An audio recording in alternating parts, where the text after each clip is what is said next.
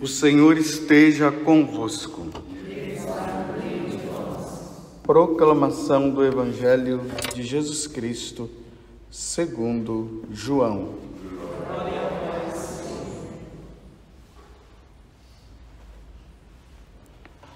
Naquele tempo, ao passar, Jesus viu um homem cego de nascença. Os discípulos perguntaram a Jesus: Mestre, quem pecou para que nascesse cego? Ele ou seus pais? Jesus respondeu: Nem ele nem seus pais pecaram, mas isso serve para que as obras de Deus sejam manifestadas nele. É necessário que nós realizemos as obras daquele que me enviou enquanto é dia. Vem a noite, em que ninguém pode trabalhar. Enquanto estou no mundo, eu sou a luz do mundo. Dito isto, Jesus cuspiu no chão, fez lama com a saliva e colocou-a sobre os olhos do cego. E disse-lhe: Vai lavar-te na piscina de Siloé, que quer dizer enviado. O cego foi, lavou-se e voltou enxergando. Os vizinhos e os que costumavam ver o cego, pois ele era mendigo, diziam: Não é aquele que ficava pedindo esmola? Uns diziam: Sim, é ele. Outros afirmavam: Não é ele, mas alguém parecido com ele. Ele, porém, dizia: Sou eu mesmo. Então lhe perguntaram: Como é que se abriram os teus olhos? Ele respondeu: Aquele homem chamado Jesus fez lama, colocou-a nos meus olhos e disse-me: Vai a Siloé e lava-te. Então fui, lavei-me e comecei a ver. Perguntaram-lhe: Onde está ele? Respondeu: Não sei. Levaram então aos fariseus o homem que tinha sido cego. Ora, era sábado, o dia em que Jesus tinha feito lama e aberto os olhos do cego. Novamente então lhe perguntaram os fariseus como tinha recuperado a vista. Respondeu-lhe: Colocou lama sobre os meus olhos, fui lavar-me e agora vejo. Disseram então alguns dos fariseus: Esse homem não vem de Deus, pois não guarda o sábado. Mas outros diziam: Como pode um pecador fazer tais sinais? E havia divergência entre eles. Perguntaram outra vez ao cego: E tu, que dizes daquele que te abriu os olhos? Respondeu: É um profeta. Então os judeus não acreditaram que ele tinha sido cego e lhe tinha recuperado a vista. Chamaram os pais dele e perguntaram-lhes: Este é o vosso filho que dizeis ter nascido cego? Como é que ele agora está enxergando? Os seus pais disseram: Sabemos que este é nosso filho e que nasceu cego. Como agora está enxergando, isso não sabemos. E quem lhe abriu os olhos também não sabemos. Interrogai-o. Ele é maior de idade, ele pode falar por si mesmo. Os seus pais disseram isso porque tinham medo das autoridades judaicas. De fato, os judeus já tinham combinado expulsar da comunidade quem declarasse que Jesus era o Messias. Foi por isso que seus pais disseram: É maior de idade, interrogai-o a ele. Então, os judeus chamaram de novo o homem que tinha sido cego. Disseram-lhe: Dá glória a Deus. Nós sabemos que esse homem é um pecador. Então ele respondeu: Se ele é pecador, não sei. Só sei que eu era cego e agora vejo. Perguntaram-lhe então: Que é que ele te fez? Como te abriu os olhos? Respondeu ele: Eu já vos disse, e não escutastes. Porque quereis ouvir de novo? Por acaso quereis tornar-vos discípulos dele? Então insultaram-no, dizendo: tu sim és discípulo dele. Nós somos discípulos de Moisés. Nós sabemos que Deus falou a Moisés, mas esse não sabemos de onde é. Respondeu-lhes o homem: espantoso, vós não sabeis de onde ele é? No entanto, ele abriu-me os olhos. Sabemos que Deus não escuta os pecadores, mas escuta aquele que é piedoso e que faz a sua vontade. Jamais se ouviu dizer que alguém tenha aberto os olhos a um cego de nascença. Se este homem não fosse de Deus, não poderia fazer nada. Os fariseus disseram-lhe: tu nascestes todo em pecado e estás nos ensinando, e expulsaram-no da comunidade. Jesus soube que o tinha expulsado. Encontrando-o, perguntou-lhe: acreditas no Filho do Homem? Respondeu ele: quem é, Senhor, para que eu creia nele? Jesus disse: tu estás vendo, é aquele que está falando contigo. Exclamou ele: eu creio, Senhor, e prostrou-se diante de Jesus. Então Jesus disse: eu vim a este mundo para exercer um julgamento, a fim de que os que não veem, vejam, e os que veem se tornem cegos. Alguns fariseus que estavam com ele ouviram isto e lhe disseram: porventura também nós somos cegos? Respondeu-lhe Jesus: se fosseis cegos, não teríeis culpa, mas como dizeis, nós vemos, o vosso pecado permanece. Palavra da salvação.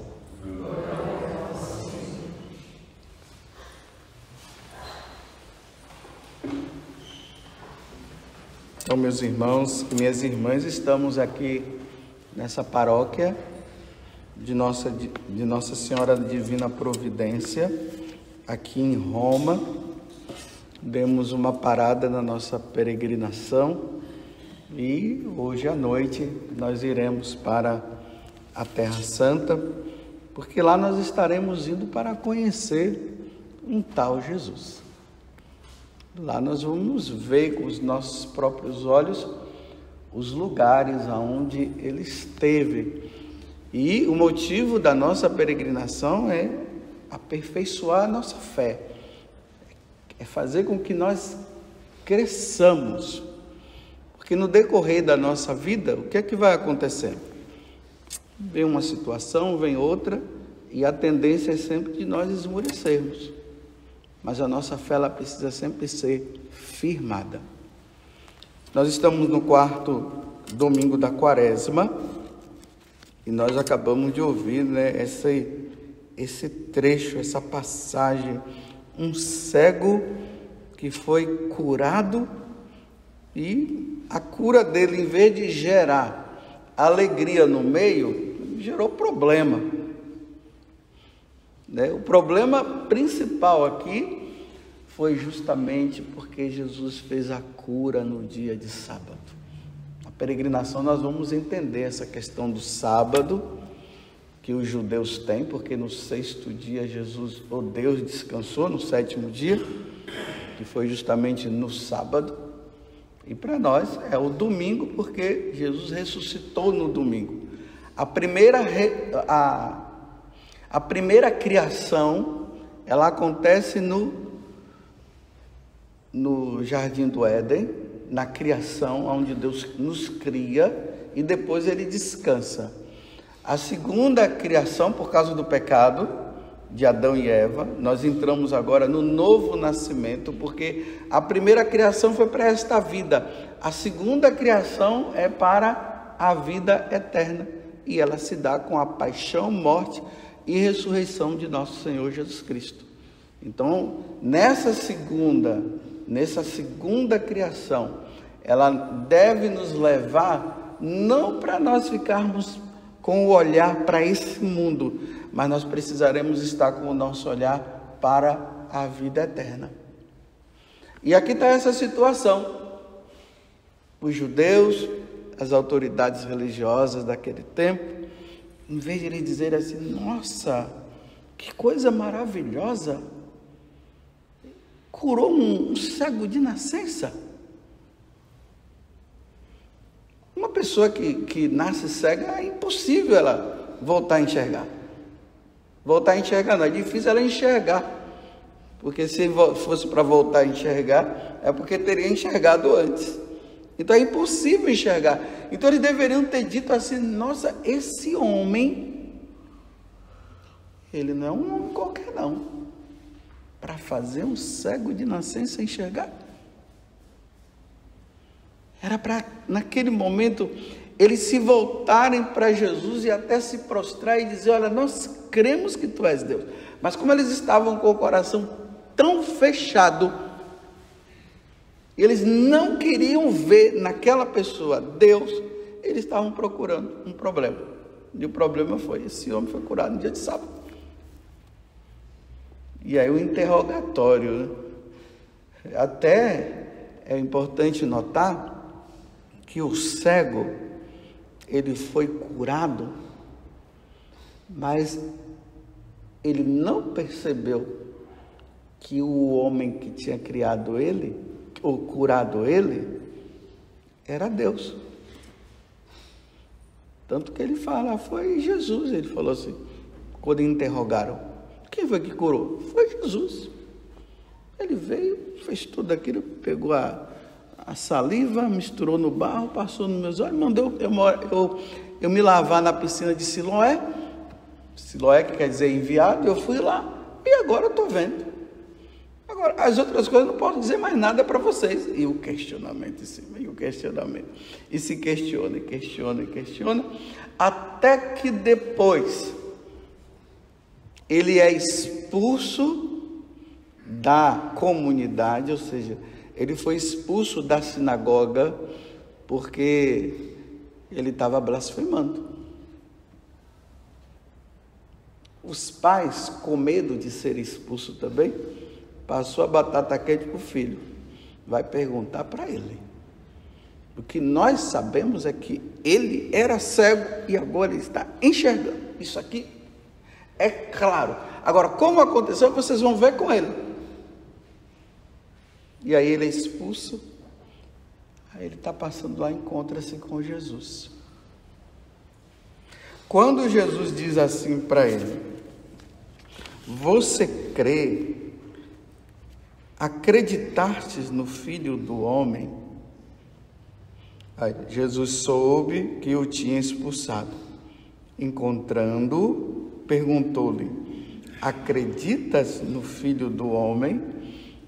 Os santos padres dizem que quando Jesus usa essa palavra aqui nesta situação, o Filho do Homem, ele não podia dizer, acreditas que eu sou Deus? Ele usou Filho do Homem, porque se ele falasse Deus, as autoridades religiosas, os fariseus, iriam prender Jesus por blasfêmia, porque ainda não tinha chegado a hora dele, então ele tinha que usar esse artifício. Acreditas no Filho do Homem? Então, o Filho do Homem não é o Filho de Deus, então eles não poderiam pegar Jesus. Aí o homem respondeu. Às vezes a gente fala o cego, né? Que já não é mais cego. Então o homem que estava enxergando respondeu, quem é, Senhor, para que eu creia nele?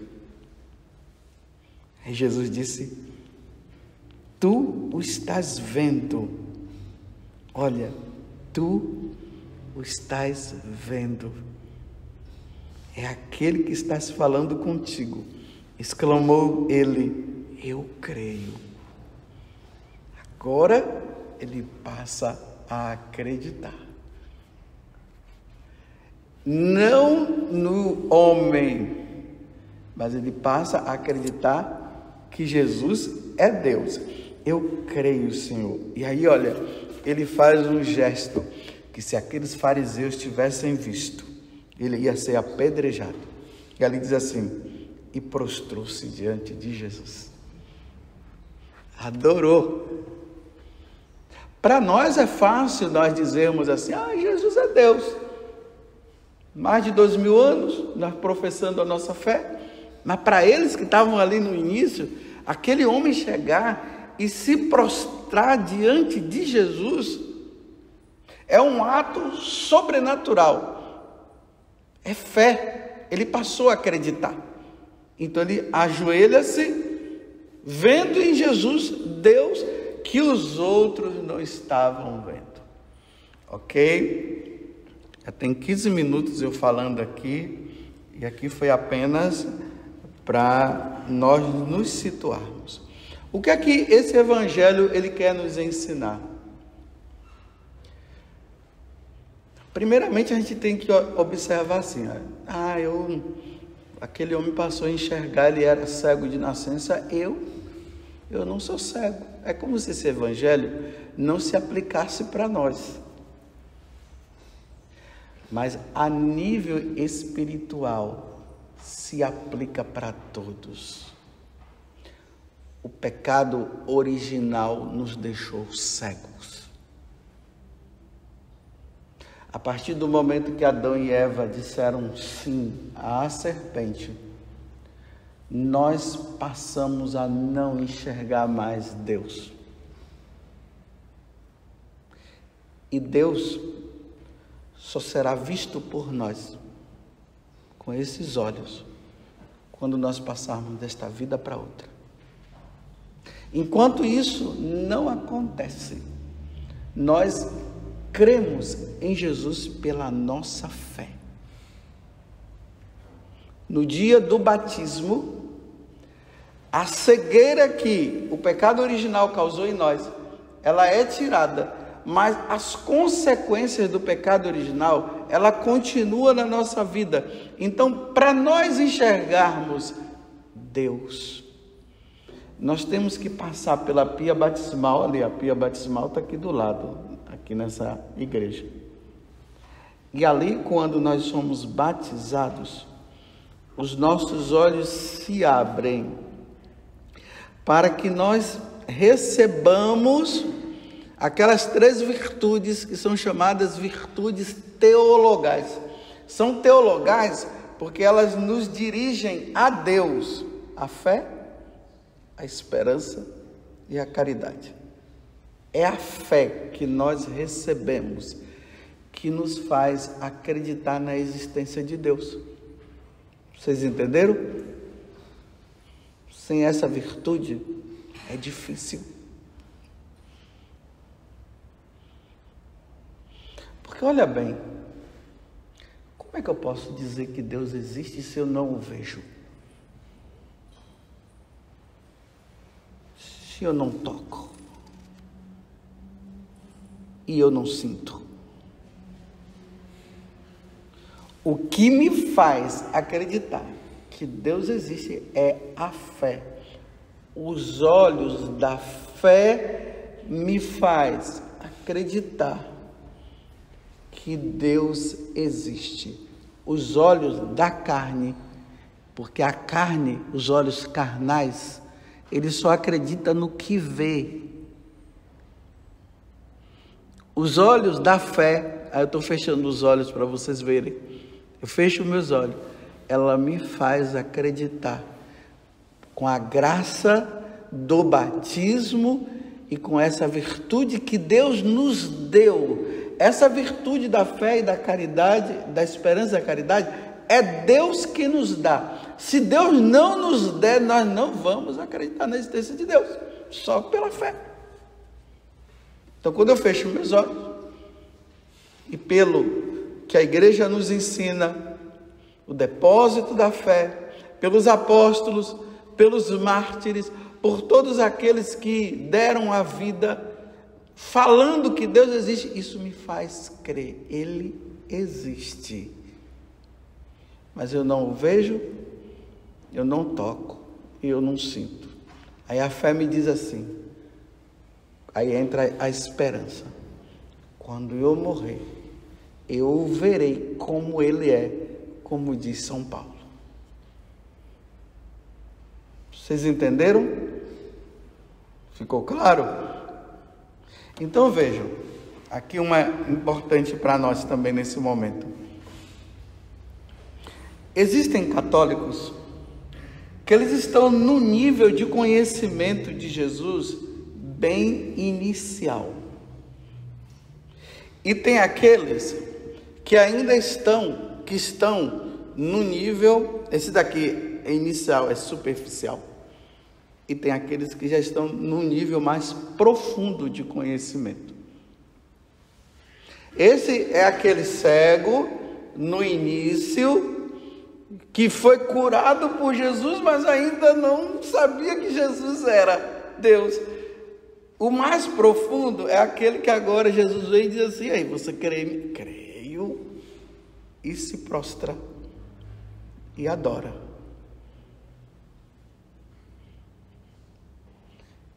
Tem muitos católicos que eles ainda não chegaram ao conhecimento profundo de Deus. Eles têm um conhecimento ainda que passa pela razão. Vou explicar melhor. É aquela pessoa que lê a Sagrada Escritura e ela pode até conhecer desde o Gênesis ao Apocalipse, tudo, mas ela não tem fé suficiente para acreditar em Deus. Vocês entenderam? Tem gente que conhece a Sagrada Escritura, conhece tudo sobre Jesus, mas ainda não tem aquela firmeza. Eles dizem que creem, mas dizem que ele existiu. Eu sei, está tudo lá escrito, mas tem aqueles que dizem assim: não, eu creio, ele existe sim. E é capaz de morrer e dar a vida. Os iniciantes, os superficiais, aqueles que ainda estão assim, tem coisas que ainda dizem assim: ainda não é bem assim. E Deus, não é assim. A nossa ida para a Terra Santa, ela deve nos levar a nós sairmos de lá dizendo assim: sim, verdadeiramente eu creio, ninguém mais faz minha cabeça, ninguém mais coloca dúvida em mim.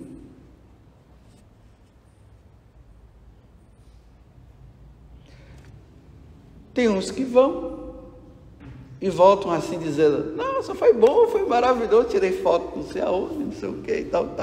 Nossa, eu estou até querendo voltar novamente, mas é superficialidade. Mas tem aqueles que voltam dizendo: quando eu cheguei ali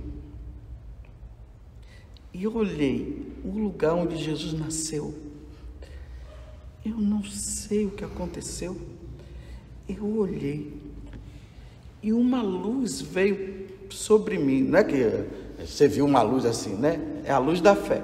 Ela veio. Rapaz, eu tô agora sim. Mas não é preciso vir na Terra Santa para isso acontecer. Isso acontece lá em qualquer lugar do mundo. Uma pessoa veio, uma folha caindo. Ela está ali, de repente, uma folha cai da árvore. Aí ela: Deus existe. Como é que eu não tinha esse entendimento? Agora tudo está claro. Agora eu entendo. Enquanto você e eu não chegar a isso, ninguém morre por Jesus, não.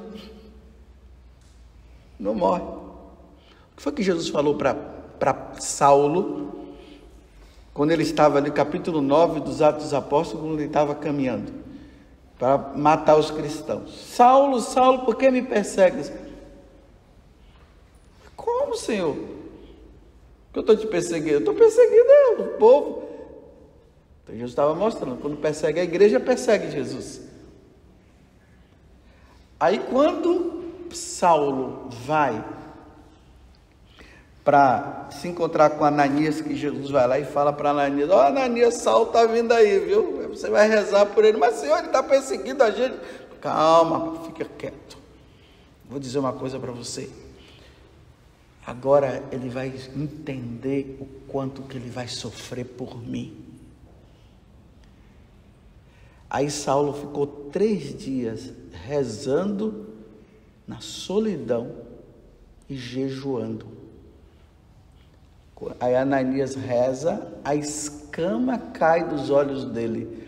E a partir daquele momento, Saulo passou a crer no nível sobrenatural, que é esse nível do batismo, quando nós recebemos, que ninguém mais consegue fazer a cabeça dele. Tanto que ele foi, nós estamos em Roma, né?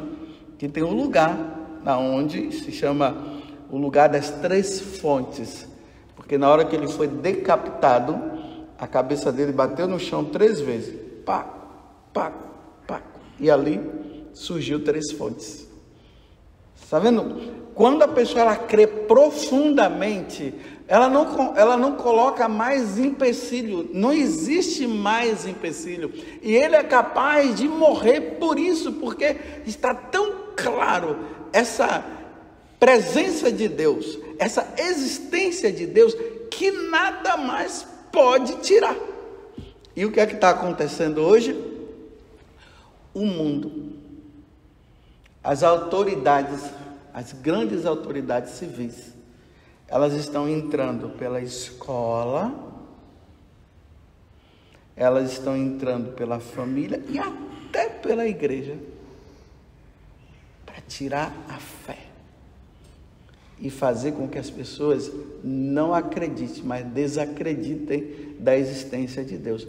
É por isso que o filho de vocês entram na faculdade católicos e saem pagãos, porque a fé deles ainda não está tão aperfeiçoada, que chega ao ponto que começa a se falar isso, começa a se falar aquilo, começa a falar, aí vai destruindo o que foi construído, e a pessoa acaba perdendo a fé dela. Por isso que a nossa fé tem que ser aquela: eu creio. Aquela fé de cabeça feita, que nada, nenhuma situação, quer seja uma situação positiva ou negativa, abala a fé da pessoa. Tem aqueles que acreditam em Deus a partir do que Deus dá. Então, quando Deus não dá, fica abalado. Aqueles que dizem: se Deus existe, por que tem tanto sofrimento no mundo? Eu só vou passar a acreditar nele quando o sofrimento acabar. Então você não vai acreditar, porque o sofrimento não vai acabar não, meu filho. Sofrimento só no céu que vai acabar, lá não tem. Ainda não crê com profundidade.